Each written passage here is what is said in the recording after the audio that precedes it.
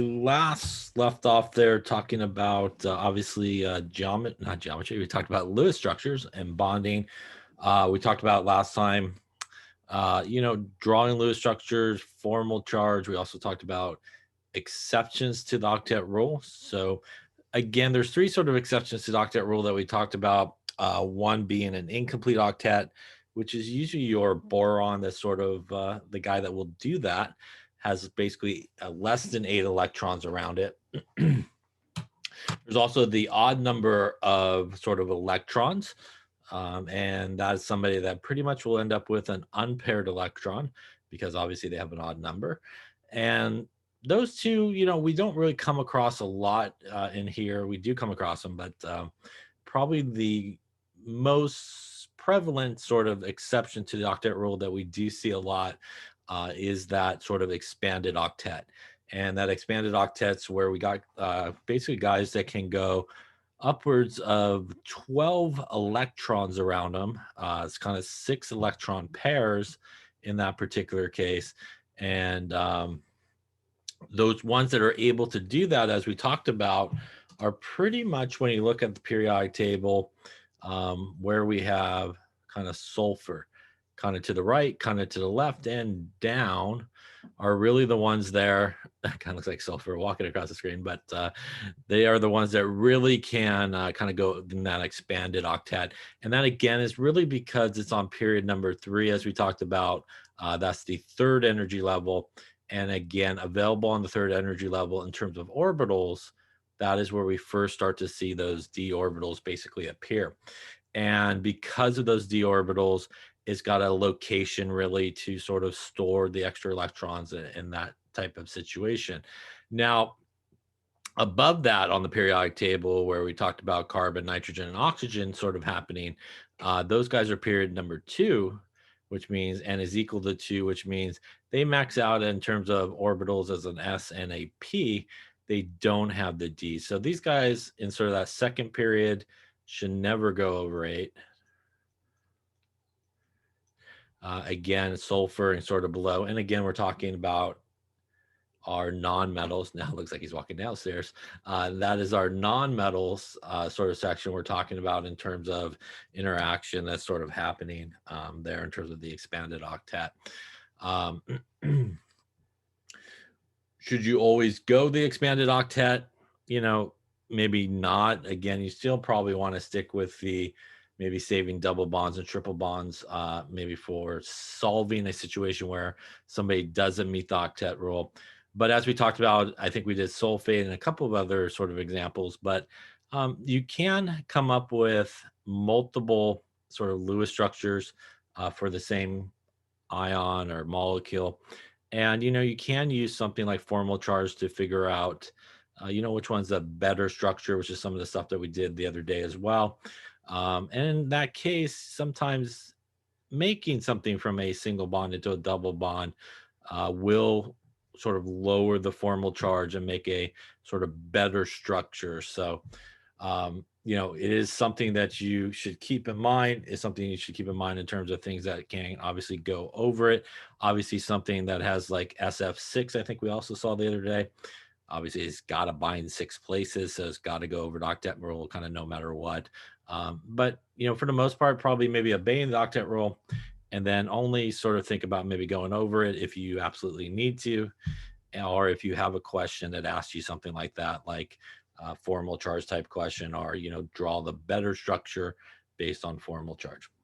So with that being said, now we sort of talked about, drawing these Lewis structures for both covalent molecules and also ionic molecules. We're going to get into geometry in this chapter here and talk about, sort of what's happening with it. And we're going to see probably some geometries that you have perhaps seen before. And unfortunately, due to that expanded octet, we're going to probably see some more geometries that you have probably not seen before. And there's actually a whole bunch of geometries that go with that expanded octet, which, I don't know if that's a good news or bad news situation, probably bad news, but we're going to talk about it. So let's talk first off about sort of geometry and what's going on. When we're talking about molecular geometry, we're really talking about sort of the kind of 3-dimensional space, space, three-dimensional arrangement of that molecule is sort of shape in three-dimensional space. And a lot of times when we talk about geometry, there's really two types of names that we oftentimes will come across. One, as we will see and sort of talk about, one is what is sometimes referred to as the electron pair geometry. And the electron pair geometry basically is sort of the 3D arrangements of the electrons around the central atom. And always when we're doing geometry, that's also a very important part of it. It is always the central atom that you want to look at and sort of apply geometry to, always that guy. We will also talk about the molecular geometry of it,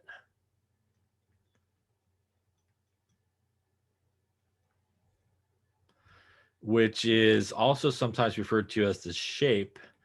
And what the molecular geometry is a little bit different than, say, the electron pair geometry is. The molecular geometry takes into account the electron pairs that are around the central atom, also the bonds that are around the central atom, and really the basis of, what is happening here, as we'll talk about, is the idea that we have basically negatively charged electrons near negatively charged electrons. And because they really don't want to be kind of near each other, they do try to get away as far as possible from one another. And that really is the basis of basically our geometry approach here. Is the idea that we do have these valence electrons which are involved in bonding. They're all negative. So no matter what you do, you're going to end up with negative things near negative things. And as we know, that is a situation that, they don't really like to be there next to each other. So as they try to sort of escape each other, depending on what type of electrons are interacting, what ends up happening for the molecule is as those electrons move to escape each other, any type of bonds you have also sort of move with it and try to spread out. And as we'll talk about, there's those bonding electrons, there's those non-bonding electrons or lone pairs. And depending on really what type of electrons are near each other as to sort of, what we see in terms of the electron pair geometry and also the molecular shape. So let's talk a little bit how we go about this and this approach, which is known as VSEPR, which is the valence shell electron pair repulsion model. That is a mouthful, maybe why it's abbreviated there as VSEPR. And we use this to account for really the geometrical arrangements that we see in molecules. And as I talked about, we will talk about really those two names, the electron pair arrangement, our name, our geometry. And again, that molecular geometry, which is the shape.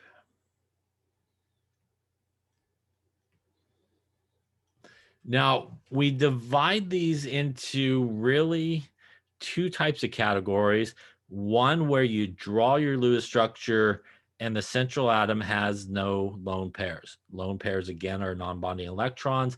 That essentially means when you draw the Lewis structure and you look at it, there's no dots, right?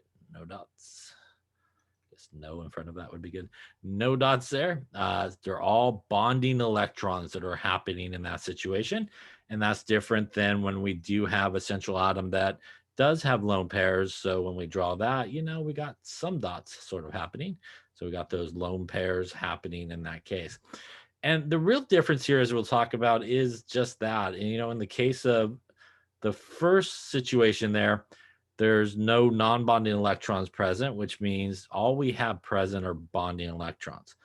But in the second situation, we have bonding electrons, we have non-bonding electrons, and they're kind of getting near each other. And they're not very happy about that, again, because they're all electrons, but they're all bonded, which means they can't really escape. Now, when we do geometry, and only when we do geometry, there's an important thing to keep in mind. So when you're doing this geometry, number one is really important. We treat double bonds and triple bonds like they were single bonds and actually single electron pairs. So if you draw a Lewis structure and in that Lewis structure you have a double bond or you have a triple bond, when you count, and part of sort of doing the geometry is to basically count how many electron pairs and how many bonds there are. So the number of electron pairs would count as 1, and the number of bonds would count as 1 as well. So even though there's a double bond, even though there's a triple bond sort of present, we do count it as only 1 electron pair and 1 bond. Again, for geometry only, they're effectively working as 1 sort of electron pair and 1 bond with the single, double, or triple bond that's happening. The other one is also important, but not too important, but we talked about drawing resonance structures. Remember, resonance structures are structures that basically you have that opportunity to basically make the double bond in multiple locations. And if you can apply geometry to one resonance structure, you could apply the geometry to another. And ultimately what will happen is you'll usually end up with the same geometry, regardless if you kind of drew a resonance structure or not. So important for geometry, double bond, triple bond, when you are counting, we count it as 1 electron pair and 1 bond. Any questions on that so far? Okay, so let's start with really sort of the simplest geometry that you could apply to somebody or some molecule. And really the simplest way to apply geometry is in this situation. And it's a situation where we're going to first look obviously at things that have no non-bonding electrons around the central atom. But even before that, we're going to look at things where there really is no central atom. We have basically just 2 atoms. And when we have 2 atoms, those are our diatomic molecules. And remember, when we have a diatomic molecule, that essentially is just 2 things bonded to each other. And no matter what happens when you have pretty much 2 things bonded to each other, what's that old saying? The shortest distance between 2 points is a straight line. So the geometry of this basically will always be linear. So you don't even have to think about it if you are dealing with something that is diatomic, only 2 atoms. Just put linear down and you'll be fine. You know, if we had something like HF that we saw, I'm sorry, H8, H2, I'll spit that out. That is going to be linear, just 2 things attached. We have something like F2. That will also be linear in terms of the geometry. It doesn't matter if they're 2 of the same or 2 different, like HF. That's also going to be linear. HCl, put the L there, will also be linear as well. Also, doesn't matter if you got a double bond situation like an O2, you got a triple bond situation like an N2, all going to be linear as soon as you see really just 2 atoms present. Again, you can pretty much only put it at a straight line. No matter how you kind of do it, it's all going to be within a straight line. So those are really the simplest to apply geometry to. And he basically just write linear and kind of move on with your life there. Now, when we do get into the guys that have 3 or more atoms, we do get a central atom happening in that case. We also will get some bond angles we will see, and we do start to see the 2 different types of names in terms of geometry that we talked about before. So let's start looking at this guy here. And the first sort of example is something like beryllium chloride. And beryllium chloride here, what we want to do again is think about the 2 names. So we have our electron pair geometry. We also have our molecular geometry, or our shape.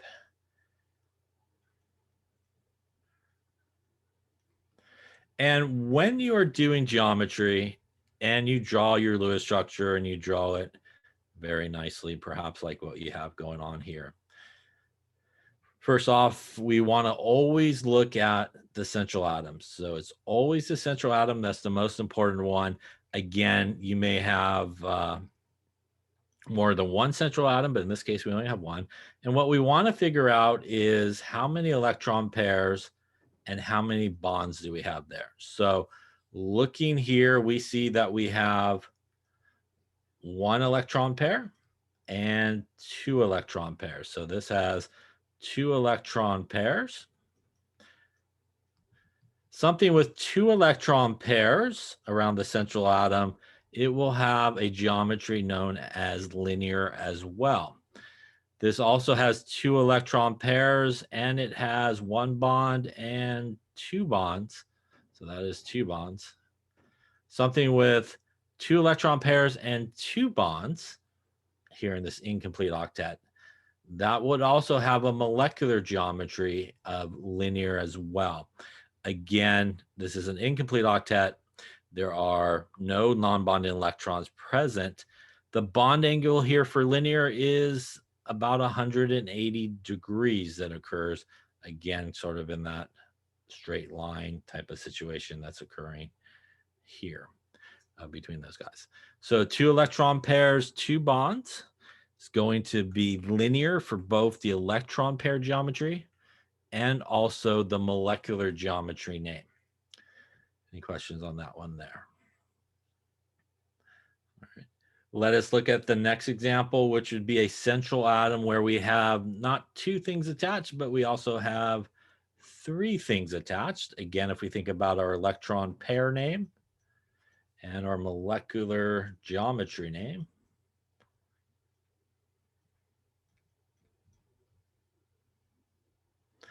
Again, we want to focus in here on our central atom. We want to figure out first how many electron pairs we're dealing with. So we got 1 electron pair, 2 electron pairs, and 3 electron pairs. So something with 3 electron pairs. In terms of the electron pair geometry name, that is what is known as trigonal planar. Sometimes people will call it triangular. Now, in terms of bonds around that central atom, 1 bond there, 2 bonds there, and 3 bonds there. So that's going to be 3 bonds. Something with 3 electron pairs and 3 bonds will have a molecular geometry also known as trigonal planar. It's called trigonal planar because essentially it makes like a triangle you can kind of see right there. Kind of makes a nice equilateral triangle. It's got a bond angle of 120 degrees. And again here, no lone pairs, all bonding electrons happening here. So in the first case where we only had 2 things attached, in the previous example, they were able to pretty much go 180 degrees from each other. They're basically able to spread out 180 degrees. Because in this case, we have that extra bond present. You know, as this bond kind of goes this way, right? These guys are going to go this way and sort of spread out at the corners of this sort of triangle as they ultimately are trying to really escape each other in this particular case. Any questions on that there? The next sort of example geometry is one where we have a central atom and 4 things attached. And here, when we look at our electron pair geometry and our molecular geometry, again, looking at our central atom, which is the most important, we're going to count up the total number of electron pairs. Again, doesn't matter if they're lines or dots. We just want the total number. So that's 1, 2, 3, and 4 electron pairs. 4 electron pairs in terms of the electron pair geometry is going to be tetrahedral. It also has 1, 2, 3, and 4 bonds happening in that case. And 4 bonds means that it's going to have a molecular geometry of also tetrahedral. It has a bond angle of 109.5 degrees, kind of like a pyramidal type shape, as you can kind of see here on the bottom, but it still has kind of like a triangle type situation sort of happening on the face of it as well. and it gets that bond angle of 109.5. Again, here, if you think about it, we got the extra bond from the one previously we looked at. Again, the one previously we looked at was able to kind of do that triangle arrangement. But now, because we got that fourth bond in there, again, they're only able to kind of separate out like so. I'm not sure what I just drew there, but it's somewhat like that guy, hopefully over here. As they, again, can only kind of move so far. As one moves, right, the other one's going to kind of adjust with it. And that's why, again, we get sort of these different geometries based on how many atoms are attached or bonds there. Now, up until this point, these are probably some geometries that you are familiar with, that you maybe have seen before. As I mentioned before, our good friends, the expanded octet, also has a lot of geometries that we learn. So let's take a look at what happens when we get into some expanded octet situation here. And in this expanded octet, this is PF5, and it's an example of that. Here we have our electron pair geometry. We have our molecular geometry. And we look at our central atom just like we've done before. We're going to count up 1, 2, 3, 4, and 5 electron pairs. Oops, we'll go this way. 5 electron pairs. So something with 5 electron pairs in terms of the electron pair geometry name has a geometry of something that you might be new to you. This is what is known as triangular bipyramidal. In addition to those 5 electron pairs, it also still has 5 bonds. 1, 2, 3, 4, and 5 bonds. So we have 5 bonds happening here. And something with 5 electron pairs and 5 bonds has a molecular geometry or shape, a triangular bipyramidal as well. This one actually has 2 different bond angles that are happening here. It's got a 90-degree happening right about there. And it has a 120-degree happening here. These are what are sometimes referred to as axial locations, kind of up and down. Equilateral location, kind of like the equator, kind of in the middle running through there is what those are referred to. But if you kind of look here, this right about here, that is like a triangle, if you will. And that's where your 120-degree angle sort of comes from. And again, kind of going down from the top to the right, for example, is your 90-degree sort of right angle that occurs in that case, kind of coming this way. You know, you got your 90 happening in that corner. So this is an expanded octet. This is probably, again, a new geometry for you. 5 electron pairs around the central atom. That's a grand total of 10 electrons happening there. And again, it will have 5 bonds. That is triangular bipyramidal. There is another set of expanded octet that we also get into. And this is when we actually have 6 guys around the central atom here. Now, when we look at our electron pair and our molecular geometry here, same thing we've been doing. We're going to focus in here on our central atom. It's got 1, 2, 3, 4, 5, and 6 electron pairs. So something with 6 electron pairs in terms of its electron pair geometry name is octahedral. And again, we want to also look at the number of bonds. So we got 1 bond, 2 bonds, 3 bonds, 4 bonds, 5 bonds, and 6 bonds actually happening here. So we have 6 bonds. So something with 6 electron pairs and 6 bonds has also a geometry name, molecular geometry name of octahedral as well. Bond angle, as you can see, we've got some 90 degrees working here. As best as I could draw it, 90 kind of coming out this way. and there's also a 90 sort of coming in and out sort of that way as well. So it actually has two 90-degree bond angles that are happening here. This again is an expanded octet. This has 6 electron pairs, which means that it has a total of 12 electrons around the central atom. Any questions on those so far? One important note at this point is you might have noticed that when we have looked at the two names up until this point, when we looked at both the electron pair geometry and the molecular geometry for all the ones that we have just done, they are both the exact same names. And that is always the case, that they are both the exact same names when you look at the Lewis structure and you have no non-bonding electrons happening here. So when you look at the central atom, there are no non-bonding electrons. So whenever there are no non-bonding electrons around the central atom,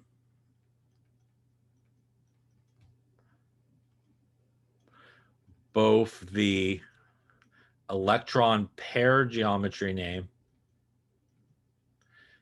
and the molecular geometry name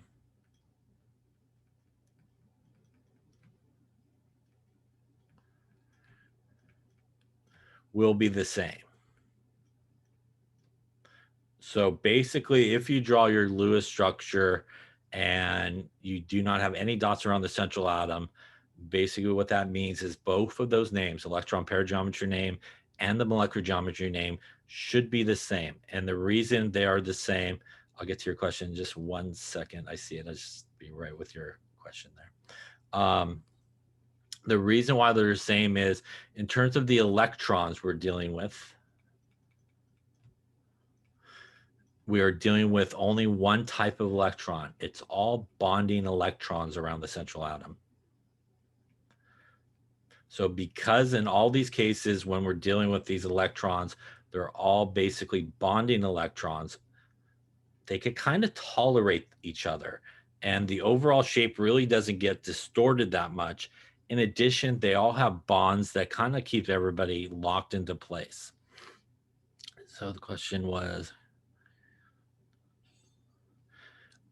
so Andrew, is your question how I got 12 electrons around the central atom? Is that what you're asking? So the way I got 12 electrons around the central atom of this particular one is, remember each line, right, represents 2 electrons, right? So this line would be 2 electrons. That would be 4, 6, 8, 10, and 12 electrons. And again, that's how we get 12 total electrons, but it would be 6 electron pairs, right?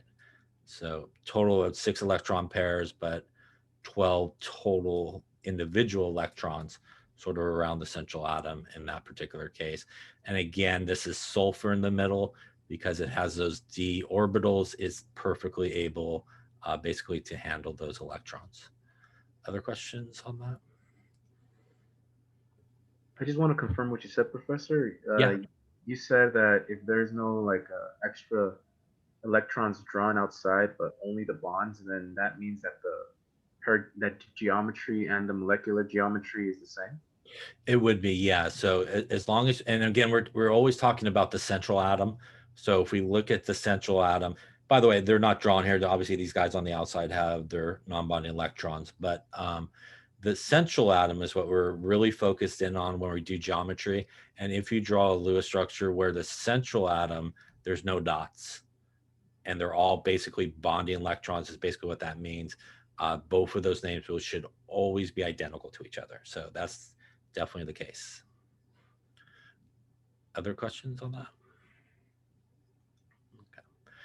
So why do we sometimes get names that are different? And the reason we get names that are different is we're going to now talk about what happens when we really introduce those non-bonding electrons or lone pairs, really the dots in your Lewis structure on the central atom.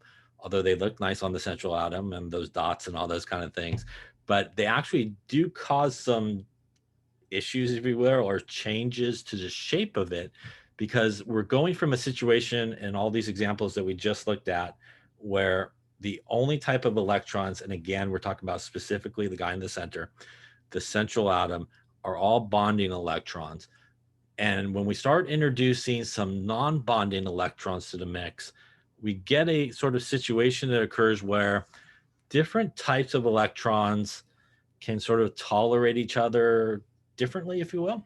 So some types of electrons, when they get near other electrons that are similar to them, they're kind of okay. But sometimes they're not okay when they are near a different type of electron. And there are just some types of electrons that really don't want to be near even themselves, another type of electron.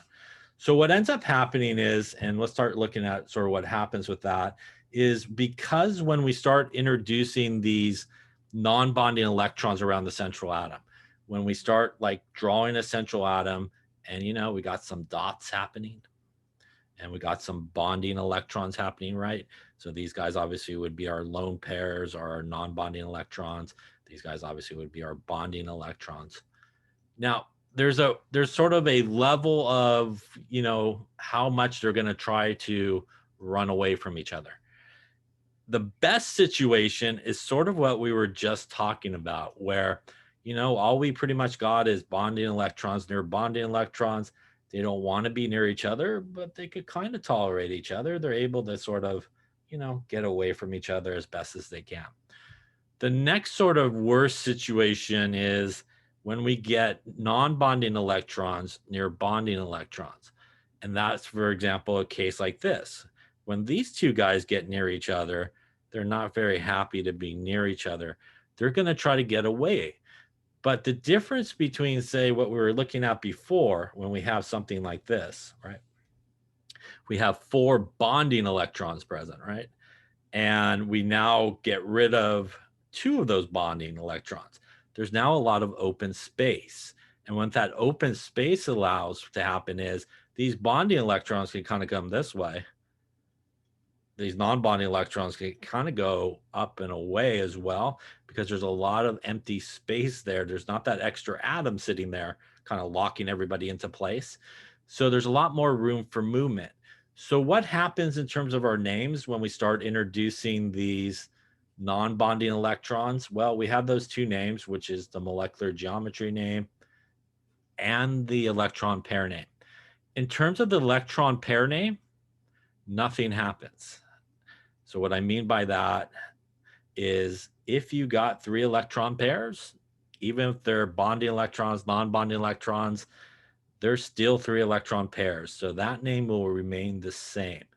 But what ends up happening to the overall shape of that molecule is, because we no longer have all these bonds sort of locking everybody into place, and they've been replaced by these non-bonding electrons, the actual molecule itself is able to kind of bend a little bit more, move a little bit more, because those electrons have a little bit more space, because there's not that extra bond in the way.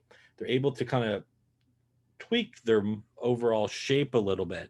And the name that really ends up changing is the molecular geometry name is the name that changes. So when we start introducing these non-bonding electrons, because of this increase in repulsive force between non-bonding electrons and bonding electrons, and the added fact that we lost the bond along the way, it allows the overall shape of the molecule actually to sort of move a little bit more. And it's moving a little bit more to give everybody kind of some more space between them. And we end up with a different shape. But the electron pair name is still based on how many electron pairs are present, and it will always be the same. Any questions on that there? So the worst situation, though, is when we get non-bonding electrons near non-bonding electrons. So when we get, this is sort of a bad situation right here. We got non-bonding electrons near non-bonding electrons. When those 2 dots get near each other, they're like, no, thank you. They're going to try to head for the hills, if you will, away from each other. And again, you got to remember that, you know, they really can't escape. They're all sort of locked together. So it's like if you were like rubber band to somebody else, right? Or tied to somebody else, right? As you start moving, the other people would move with you, right? So as these electrons try to escape, because they're all sort of locked together, everybody else sort of moves around with them. And again, they're all trying to really kind of spread out and get away as far as possible from each other. And that is why when we have these non-bonding electrons present in these sort of molecules, we end up with that different molecular shape, because the overall shape changes. Regardless, though, around the central atom, if there's, again, still 3 electron pairs, there's still 3 electron pairs. You'll end up with the same name. Any questions on that? So let us then see some examples of this. The first one we'll look at is sulfur dioxide. And in sulfur dioxide, if we look at the central atom, and again, if we look at our 2 things we've been looking at, which is our electron pair geometry name and our molecular geometry name, we're going to do the same thing. We're going to look at that central atom. And now when we look at the central atom, we still want to do the same thing. And obviously these Lewis structures don't have the non-bonding electrons on the outside ones. We're just looking at the center one. We have 1 electron pair here. We have 1 electron pair here. It doesn't matter if they're dots. It doesn't matter if they're lines. We're just looking for the total number of electron pairs around the central atom when we're doing geometry. And we have a double bond here, which actually, again, would only count as 1 electron pair. So that is a grand total of only 3 electron pairs in this case. Remember, when we're doing geometry, and only when we're doing geometry, it is always double bonds and triple bonds count as 1 electron pair and also count as 1 bond. Now, because the electron pair geometry name doesn't change, it is still based on 3 electron pairs. And just like we saw earlier, something with 3 electron pairs is trigonal planar. The difference, though, is the first trigonal planar that we saw was 3 electron pairs and 3 bonds. But here, in terms of bonds, we have 1 bond here. Now, again, although that is a double bond, it is only going to count as 1 bond. And that is a grand total of 2 bonds. So this is sort of missing that 3rd bond we had earlier. And because that 3rd bond is missing, and we got some bonding electrons near bonding electrons and non-bonding electrons near bonding electrons, you know, these bonding electrons kind of go this way.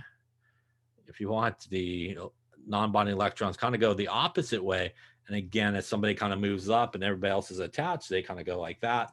And we end up with a shape which is sometimes referred to as angular. Some people might even call it bent angular, but you usually want to have some type of angular definition there with the name. And the reason for that will become noticeable a little bit later, but it's because of the bond angle here. The bond angle here is less than 120 degrees. So the bond angle is based off of the number of electron pairs. Because we're missing that 3rd bond like our normal trigonal planar, it gives the molecule a little bit more room to kind of bend, if you will.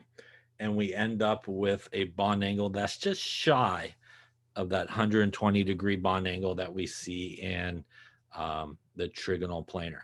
And again, the reason for that little extra bend and the reason for our different name is those electron interactions. We have, again, bonding electrons near bonding electrons. We have non-bonding electrons near bonding electrons. So we got these different interactions of electrons happening, and that causes our, again, molecular geometry only name to basically change. Any questions on that there? Okay. There, and then it's kind of, you can kind of see it's sort of an angular type of thing. Some people, again, will call it bent angular as well. Let's take a look at the next example, which is one you maybe have seen before as well. This is NH3. NH3, again, if we look at our 2 guys here, our electron pair geometry, our molecular geometry. I'm going to focus in one more time here on our central atom. We have 1 electron pair, 2 electron pairs, 3 electron pairs, and 4 electron pairs. So again, something with 4 electron pairs, just like we saw earlier, is still going to have an electron pair geometry of tetrahedral. But now in terms of bonds, we got 1 bond there, 2 bonds there, and 3 bonds there. It's got 3 bonds. And because we have the same interaction, we got bonding electrons near bonding electrons, we have non-bonding electrons near bonding electrons, and that extra tetrahedral bond is no longer there up on top. These bonding electrons can kind of move down to the bottom. The non-bonding electrons move up and away. And we get a geometry that is known as Trigonal Pyramid. And it has a bond angle of less than 109.5 degrees. As you can see here, it's actually 107.3. And again, because of that lack of fourth bond like we get in a tetrahedral arrangement, it gives everybody a little bit more room to sort of spread out. Also, it kind of makes like that pyramid shape on the bottom and that triangle shape kind of happening towards the top where our non-bonding electrons happen, hence the name Trigonal Pyramid. Question on that there. Now, let's take a moment and talk about 2 names that we've just seen, and make sure we understand that there is a difference, right? There is a difference between Trigonal Pyramid and Trigonal Planar that we saw earlier. There is a difference between these 2 guys, so they are not the same. So when you have an exam or something like that, please do not be the person to just write trigonal and hope for the best and let me choose, because I'm going to choose wrong and probably choose like that. Also, don't do my other favorite answer, which is trigonal, very confident, P, very confident, and then go, that clearly said pyramid. Y'all, was planar. I mean planar. It was clearly, that's what I meant to write there. So again, make sure you write either trigonal planar or you write trigonal pyramid, and you choose hopefully the correct one. Don't do the wishy-washy, like I'm just going to kind of write it up there and hope for the best. Any questions on that there? Okay, so let's take a look at one more geometry here that you probably have already seen as well, in addition to these here. And that's our good friend water here. So when we look at water and looking at our 2 things here, our electron pair and our molecular geometry. Same thing, we're going to focus in on that central atom here. We have 1 electron pair there, 2 electron pairs there, 3 electron pairs there, and 4 electron pairs.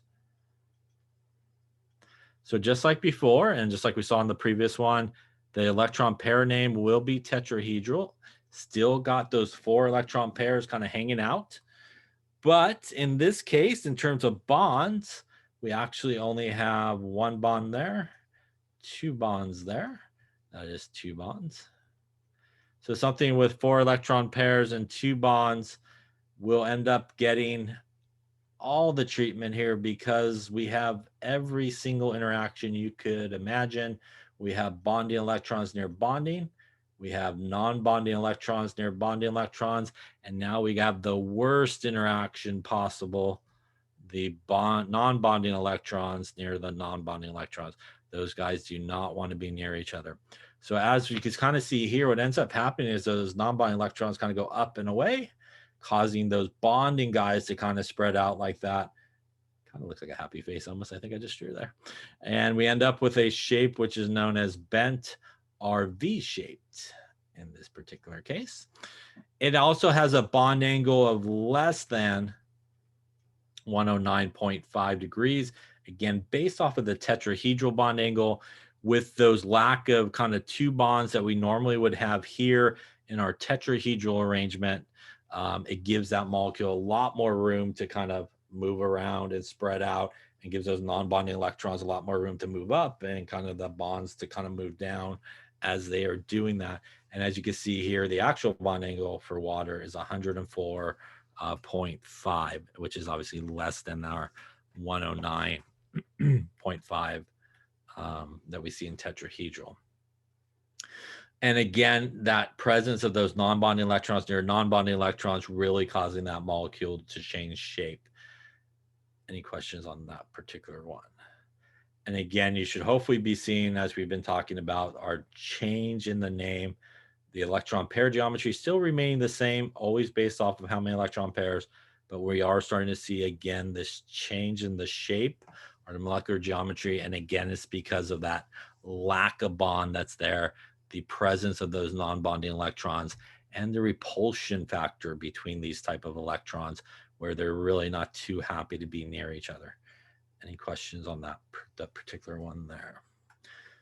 Now you may be saying to yourself, this is cool, this is where my geometry ends, right?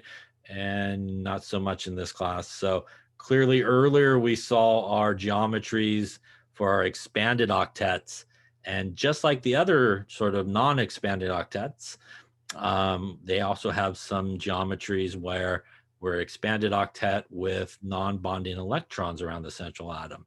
So let's take a look at one of these guys here, or a few of these guys. The first sort of example we're going to look at is this guy right here. And again, if we focus in on the central atom, which is always where you want to focus, and let's see what we got actually happening here. Looking at our central atom here, we have 1 electron pair, 2 electron pairs, 3 electron pairs, 4 electron pairs, and 5 electron pairs around that central atom. So just like we saw before, that's going to get us into that expanded octet, and the electron pair geometry will be that triangular bipyramidal, just like we saw earlier. Now, in terms of bonds, though, we actually end up with only 2 bonds in this case. And what ends up happening in this case is because we got all these non-bonding electrons, they actually kind of spread out as far as they can from each other, like here. And what that does is, as they are spreading out, it's causing the bonding pairs to also spread out. And they spread out so much that they end up linear of each other in this case. So we actually end up with a linear arrangement of this guy because of all the presence of those 3 non-bonding electron pairs. Super does not want to be near each other, going to get as far away as possible. Again, as they move, those bonds kind of move with them, and the bonded guys actually end up 180 degrees from each other and end up there in a linear fashion. And the bond angle here would be 180 degrees, which is our, again, linear bond angle that happens here. So this is, again, an expanded octet, triangular bipyramidal for our electron pair geometry, linear for our molecular geometry here. Any questions on that there? The next expanded octet situation that we're going to look at here is this guy here. Again, we're going to look at our central atom and see what's going on. When we look at our central atom, we got 1 electron pair, 2 electron pairs, 3 electron pairs, 4 electron pairs, and 5 electron pairs. Again, because there's still 5 electron pairs around that central atom, doesn't matter what type they are in that sense, we will end up with this same geometry for our electron pair geometry, which is our triangular bipyramidal. And now in terms of bonds, we got 1 bond there, 2 bonds there, and 3 bonds there. And 3 bonds there means that we have this shape that occurs, which is going to be known as T-shaped, because you could kind of see it. It makes like a T upside down, if you will. So it makes this sort of T shape, or maybe this way you can kind of see it as well. Now, in terms of our bond angles, it's going to be a little bit less than sort of 90 degrees in this sort of situation. So we're going to have that bond angle of 90 degrees. slightly less than that because of those non-bonding electrons that are present as well. Actually, it'd be 90, I think, on the nose here. It'll be okay because we got those 90s happening here. So triangular, bipyramidal, and T-shape, again, from 5 electron pairs, which is our triangular, bipyramidal, expanded octet. And again, because of those interactions that we have, again, all 3 of those interactions happening, bonding and bonding electrons, non-bonding and bonding, and non-bonding and bonding, non-bonding electrons happening. So all 3 of those sort of repulsion things happening. Again, as I mentioned earlier, sometimes these positions are referred to as axial positions and equatorial positions. Again, you can kind of think like right down the middle of the equator, and then obviously sort of like on the y-axis or something like that, coming down from the top.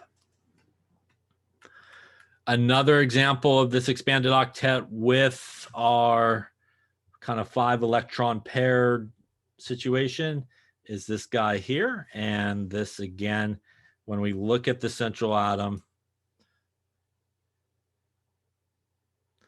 1 electron pair, 2 electron pairs, 3 electron pairs, 4 electron pairs, 5 electron pairs. And just like everything we've been doing up until this point, that is going to give us the same electron pair geometry name of triangular bipyramidal. Now, in terms of bonds, we have 1 bond, 2 bonds, 3 bonds, and 4 bonds in this case. So we have 4 bonds. We have all those interactions happening, bonding and bonding, non-bonding and bonding happening in this sort of situation. And what we end up with is a shape that is sometimes referred to as seesaw. Like down here, it kind of looks like a seesaw that you would play on as a kid. This is also sometimes referred to in other books and older books and by older people, no, I'm just kidding, as a distorted tetrahedral is sometimes referred to. Most people go with the seesaw shape, but occasionally that distorted tetrahedral sort of sneaks in there occasionally. So if you happen to see that, that's sort of what it's referring to. But I think most go with the sort of seesaw shape. Now that seesaw shape has those same sort of bond angles, a little less than what they had before. So a little less than 120 and a little less than 90. Again, if you remember, our 120 was sort of that triangle shape that was in here. Again, with that non-bonding electron, going to be a little bit more room for movement. That also is going to kind of not make our 90 truly a true 90 as well. Again, there's going to be a little bit more room for movement happening in that situation. So again, a little bit less than those 2 is sort of what we would put for that guy. Any question on that?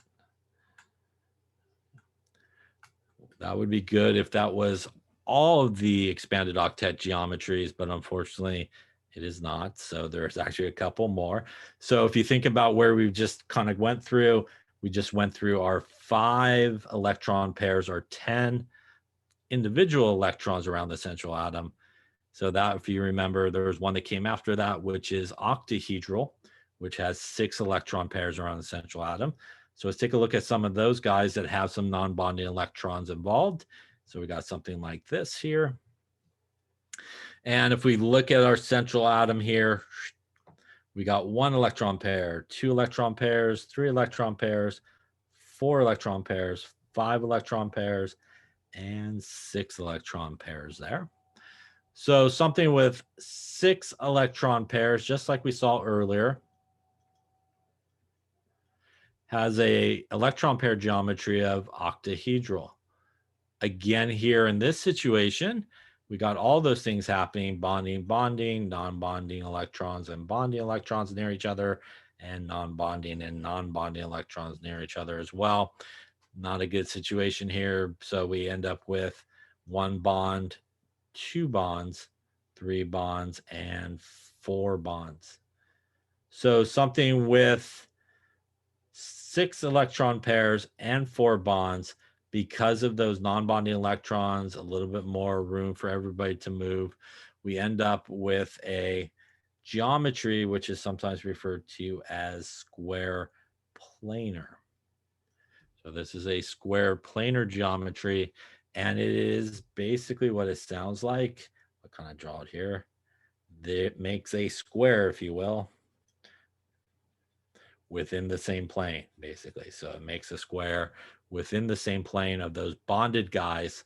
And that's again where that square planar makes. And because it kind of makes it square, the bond angle is about 90 degrees you got going on in this sort of situation, because you made kind of like a nice little square thing happening between those bonded guys. Any questions on that particular one there? All right. So the good news is there's just one more to go. So the very last geometry that you're responsible for, also again an expanded octet, is going to be one where we have, again, really 6 electron pairs around it, the central atom. So same sort of a situation here. 1 electron pair, 2, 3, 4, 5, and 6 electron pairs. So just like we've been talking about with 6 electron pairs, the electron pair geometry name is going to be octahedral. We have that non-bonding electron, which gives it a little bit more room for movement here. And it will have 5 bonds. So this is a mistypo there. That's 5 bonds there. And it has obviously 1, 2, 3, 4, and 5 bonds. And with 5 bonds and those 6 electron pairs, the molecular geometry gets a little bit moved around and creates a geometry known as square pyramid, or square pyramidal, if you like. Now, in terms of the bond angle on that, we get a little less than 90 degrees. You can kind of see these guys kind of tilting up in the front and in the back. So a little less than 90 degrees is sort of happening. But basically makes like a pyramidal shape with a square sort of in them happening in there as well. And again, that's where sort of the name comes, kind of similar to almost like a trigonal pyramid, but it makes more of like a square type of situation. And again, kind of makes like a pyramidal shape coming down from the top in that case. So 6 electron pairs, 5 bonds gets you your octahedral and square pyramid shape. And again, what we see here is what we've been talking about. When we start introducing those non-bonding electrons, we get those different electron-electron interactions and repulsions that occur. And we get to see basically some different shapes occur. And again, the electron pair geometry does not change. Any questions on how to assign geometry here? So the key really is central atom, counting up the number of electron pairs and the number of bonds, and really just memorizing which ones go with which. Now, we've talked really about a lot of these guys that have like one central atom. It is possible that if you had a Lewis structure or something that you drew, it is possible that it could have actually more than one central atom. So for example, if we look at a guy like this is methanol, by the way. The carbon here is a central atom, and so is the oxygen in this case. And you might wonder, well, what do you do in terms of geometry for something like this? Well, you basically look at each one separately. And for the most part, if you're looking at the carbon at this point, you pretty much would put your hand over the other side, which I can't do, obviously, but you would put your hand over this side where the oxygen is and everything, and basically just figure out what's going on there. And what we would see is we have 1 electron pair, 2 electron pairs, 3 electron pairs, and we would still count this one, which would be 4 electron pairs, and it would have 1, 2, 3, and 4 bonds. So if we were to apply the geometry for that carbon, it has 4 electron pairs and it has 4 bonds, which means that it is tetrahedral for the electron pair geometry. And it would also be tetrahedral for the molecular geometry, as there is no dots on that central atom. Both of those names would be the same.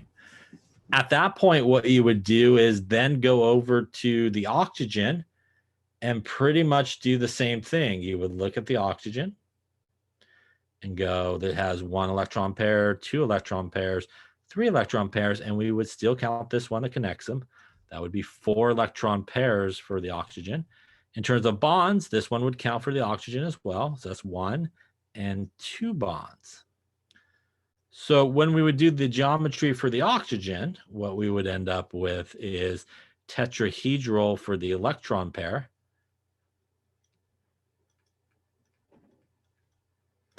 And 4 electron pairs and 2 bonds, like we talked about earlier, would be bent or V-shaped for the molecular geometry here of oxygen. And that's why if you kind of drew this sort of guy or built this guy like in a model kit, and I apologize for my really bad drawing here, but it will kind of look something like this. You know, you'll have this sort of tetrahedral shape here. If you just kind of look at this part of it, kind of that tetrahedral shape sort of happening. But then if you focus in on just the oxygen part, you got this bent or V-shaped sort of situation happening. So if you have more than one central atom, we typically just do each central atom by itself, kind of put your hand over the part that you're not working with, but you do include the bond and the electron pairs for that bond is counted for whatever you're working with. And then when you're done with that one, you put your hand over the first one and do the same thing, and you kind of continue on with the geometry there. Any questions on how to do that there? Okay, so obviously you do need to know these names. They will not be provided for you, so you do need to know these names for all the ones that we talked about. You do need to be able to, obviously, I'm imagining the question would be, you would probably have to draw the Lewis structure as well correctly. You would then probably have to apply the geometry here and figure out, you know, the electron pair geometry and the molecular geometry. Any questions on how to do any of that there? Okay, so the next thing we're going to talk about is also probably something that you probably didn't talk about before in terms of bonding. And we're going to talk about a different sort of bonding model, if you will. And when we draw these sort of Lewis structures and we sort of see the bond angles associated with certain structures, there's sort of a disconnect based on sort of, you know, the Lewis structure, which is sometimes Lewis theory here, and just how it comes together, and kind of the bond angles that we sort of see in practice. And one way to sort of help explain some of the angles that we see in these molecules in sort of real life, if you will, and sort of the difference than we would predict based on sort of the Lewis structure, is a theory known as sort of hybridization. This is a table. You have a similar table from your book as well, but I'll just kind of scroll through it. It obviously goes through all the geometries and stuff that we just talked about. This one happens not to be from your book, but like I said, you have a similar table in it as well. But when we talk about hybridization, this is the idea of, you know, what's happening when we sort of have bonding occur and how we can sort of explain, you know, what we do see in terms of some of those geometries. So the idea here is, you know, when we get bonding occurs, there's this area, if you will, of overlap of the different orbitals. And that's sort of where our, you know, electrons are being shared and stuff like that. And that's going to make sort of our bond. Now, the problem that we sometimes have, if you sort of think about just directly, like, hey, I'm putting this atom together with this atom, you know, maybe this atom is dealing with an s orbital in terms of its electrons, and maybe the other guy is using a p orbital in terms of its electrons, where they're going to be involved. And there's sort of a problem with, like, we want to just kind of slap these two guys together and hope for the best. And the problem is a couple of things. Obviously, the shapes are different, right? And these guys are probably at different energy levels. So we try to put these different sort of shapes of orbitals together. They're at different energy levels. Are they really going to sort of overlap good, I guess, in a sense, or sort of correctly and make a pretty good bond? And the answer is maybe not. So hybridization is a way in which we try to explain, again, sort of those differences that occur between the different orbitals when they come together, and the differences in like the bond angles that we would predict based on the Lewis structure and what we actually see. So let's talk a little bit about hybrid orbitals. So hybridization means that we really end up with what are referred to as hybrid orbitals. And hybrid orbitals are when we take atomic orbitals, and a reminder, when we talk about atomic orbitals, that's just like our electron configuration, our S's, our D's, our P's, our F's orbitals, a proper energy and orientation, and they get hybridized. So what does that really mean? Well, it means we're going to take like that S orbital, we're going to take perhaps a P orbital, and we're going to kind of mix them together. And when we mix them together, what we're going to get is this theory of a hybrid orbital, which is sort of a combination of both of those mixed together. The benefit here of sort of the hybrid orbital model is, in theory, what it's going to give you is, I'm not going to draw, it's going to be bad, but it's going to give you a shape that's the same between different hybrid orbitals. And more importantly, we're going to end up with these hybrid orbitals that are kind of at the same energy level. So again, that's really important. Obviously, if everybody's sort of equal in terms of their energy, when they come to interact with each other, and if they're kind of the same shape, we're going to allow better sort of overlap of those orbitals, and they're going to be able to come together in a lot better fashion if we were trying to, again, sort of reach up and grab a circle S, if you will, or figure 8p orbital that's happening in that situation. So they end up having the same shape, they end up having the same energy, and it relies on producing sort of better overlap that occurs. You may be wondering, how many hybrid orbitals would I make? The number of hybrid orbitals that you make is equal to the number of atomic orbitals that you hybridize. So what does that mean? Well, it means that if you took an S and a P orbital and you mixed them together, you're going to make what is referred to as an sp orbital. And how many sp orbitals would you make? Well, you mix together one s orbital, you mix together one p orbital, that's a grand total of 2 orbitals, which means when they mix together, you will make not one sp hybrid orbital, but you will make 2 hybrid orbitals. So however many individual atomic orbitals that you basically combine will produce an equal number of these hybrid orbitals. Any questions on that so far? All right, so let's take a look at sort of that sort of hybrid orbital and sort of what happens and in terms of the shape. So the first one we're going to talk about is the simplest, which is an sp hybrid orbital. And let's just talk about, come back, sort of what is happening here. An sp hybrid orbital is pretty much what it sounds like. You know, if you think about maybe electron configuration and sort of the orbitals, right? We have an s orbital, we have a 3p orbitals, we have 5d orbitals. So what we're talking about here is we are going to take an s orbital and we're going to take a p orbital and we're going to mix them together. So you can kind of see here before the mixing, if you will, our s orbitals, that sphere, our p orbitals, that kind of figure 8 that's going to happen. They're going to merge and they kind of look like these little lobes that occur. And we end up with 2 orbitals here, my artist rendition there, that are exactly sort of equal in terms of their shape. And they're also on the same energy level at this point. So because we mixed a grand total of 2 atomic orbitals here,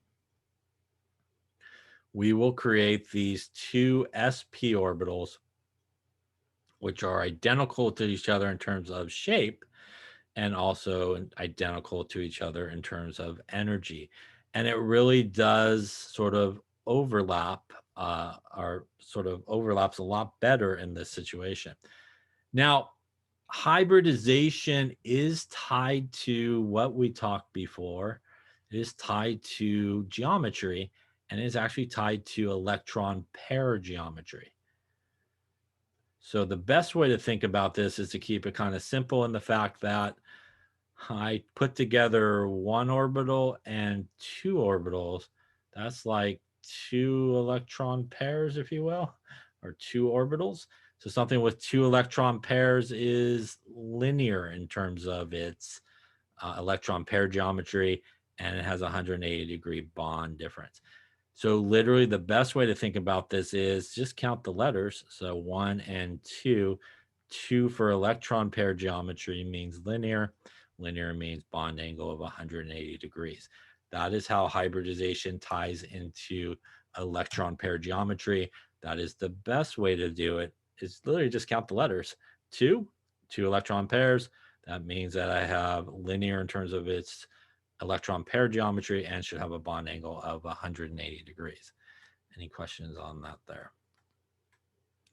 So let's sort of talk about what happens, in a sort of a situation of, if we want to kind of go through the steps of applying that hybridization. So what's going to happen in this case, let's take a look at BEF2. And if we draw the Lewis structure here for BEF2, it's an incomplete octet, and I'm not going to draw the electrons on the fluorine for our purposes here. We could really know right off the bat what the hybridization is by just simply looking at the central atom like we did before, count up electron pairs like we did before when we were doing geometry. And that also means when you're doing hybridization, if you have a double bond or a triple bond, it is still going to count as one electron pair, like in, geometry. So if I went here, I see I got one electron pair, two electron pairs. And if you ever want to just easily figure out the hybridization of something, draw the Lewis structure like that. If you're not sure, draw this sort of setup of orbitals and always start at S and go, all right, I got one and I got one more. So that is an S and a P orbital. I know this guy is going to be SP basically. So that is how you can basically figure out the hybridization really quickly, just by simply counting the electron pairs around the central atom or whatever atom you're applying hybridization to, and it will relate to basically just counting. So 1 and 2 gives us SP. So what are we really looking at here? Well, if we look at beryllium, which is our central atom, its electron configuration, 1s2, 2s2, it has two valence electrons, and that is these two valence electrons here and sort of our orbital diagram. What happens in this process is, to sort of do this hybridization process, what happens is one of these electrons from the lower energy level gets actually promoted up to a higher energy level, and it actually gets promoted up into there, as you can see here. It's at that point that the s orbital and the p orbital will go through hybridization. So it is these two orbitals that will kind of mix and go through this theoretical hybridization process.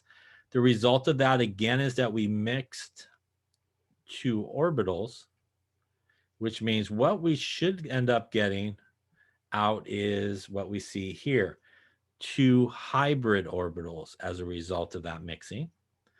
We also have two orbitals in this case that are unhybridized, which is an important thing to keep in mind. These two orbitals here, these are actually unhybridized, right? They are just regular run-of-your-mill p orbitals. By the way, this is px, right? This is py and pz. So we have these sort of two unhybridized p orbitals, just regular old run-of-your-mill figure 8 sort of p orbitals there happening here in our two hybrid orbitals. What we also see in our hybrid orbitals is that is where we have one electron, right? And that one electron is going to be able to bind with each of the fluorines. So I was going to draw it like this. The fluorine, right, which has, if you think about it, 1s2, 2s2, 2p5, it's got you know, some electrons here that's going to be able to share with that.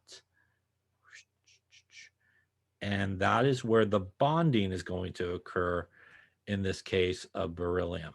So you could absolutely just straight out look at the Lewis structure, figure out the hybridization by really just counting electron pairs. And again, this sort of process that's occurring here is sort of the overall process that's occurring here. Any questions on sp hybridization? Let us then take a look at the next type of hybridization, which is sp2 hybridization. And sp2 hybridization, kind of like the name implies, is when we're taking an s orbital and two p orbitals that are coming together, hence the p2. And you can kind of see it here. There's our s orbital, the red circle. There's a p orbital coming through here. And on the other axis, coming out of your screen, there is the other p orbital. They are going to mix, and they make these three shapes that are identical to each other. And they are identical to each other in terms of shape and also energy. And if you think about it there, I am making a s orbital and an s orbital and two p orbitals.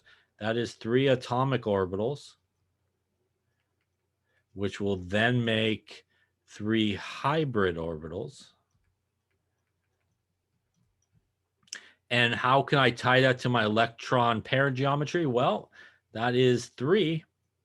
3 electron pairs is trigonal planar in terms of electron pair geometry. That is why we see a bond angle like it is here of 120 degrees. It is that trigonal planar arrangement.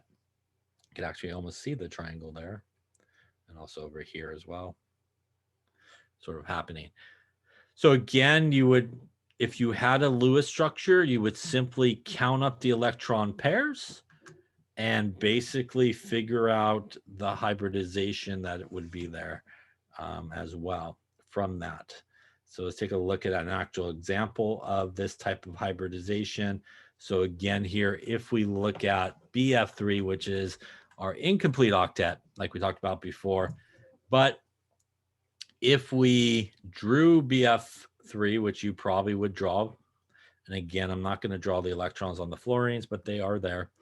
And again, the simplest approach is to just count it off, and you'll never, ever go wrong. I guess I shouldn't say that. You probably shouldn't go wrong. But if we look at that, that is 1 electron pair, 2 electron pairs, and 3 electron pairs around the central atom. And just always start at an S and just go 1, 2, and 3. So I'm putting together these 3 things. That's an S and 2 p orbitals. I know the hybridization here should be sp2 in this particular case. That is the simplest way to figure out hybridization. And like I said, usually you won't go wrong if you do it that way. So what's really happened in the case of something like boron here, we're going to look at borons, electrons. So that's 1s2, 2s2, and 2p1.